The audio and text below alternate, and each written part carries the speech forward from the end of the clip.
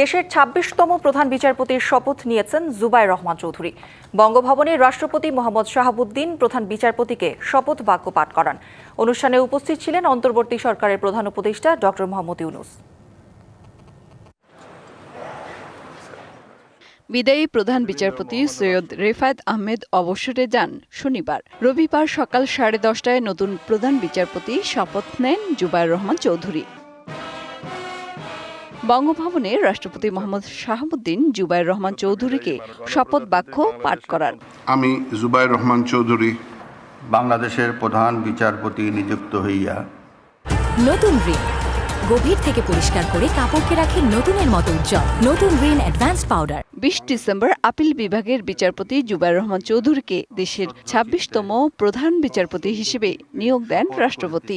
শপথ করিতেছি যে জুবায়ের রহমান চৌধুরী 1985 সালে জজ কোর্টে এবং 1987 সালে সুপ্রিম কোর্টের হাইকোর্ট বিভাগে আইনজীবী হিসেবে তালিকাভুক্ত হন। 2003 সালের 27 আগস্ট অতিরিক্ত বিচারক হিসেবে হাইকোর্ট বিভাগে নিয়োগ পান। এর 2 বছর পর তিনি হাইকোর্ট বিভাগের স্থায়ী বিচারপতি হন।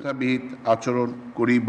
1961 সালের 28শে মে জন্মগ্রহণ করেন জুবায়ের রহমান চৌধুরী। পড়াশোনা করেছেন ঢাকা বিশ্ববিদ্যালয়ের আইন অনুষদে। পরে যুক্তরাজ্য থেকে ডিগ্রি নিয়েছেন আন্তর্জাতিক আইনে। তার প্রয়াত পিতা বিচারপতি AFM আব্দুর রহমান চৌধুরী, মা প্রয়াত বেগম সিতারা চৌধুরী। তাদের গ্রামের বাড়ি বরিশালের মেহেন্দিগঞ্জ উপজেলায়। মেহের মনি, ডিবিসি নিউজ, ঢাকা।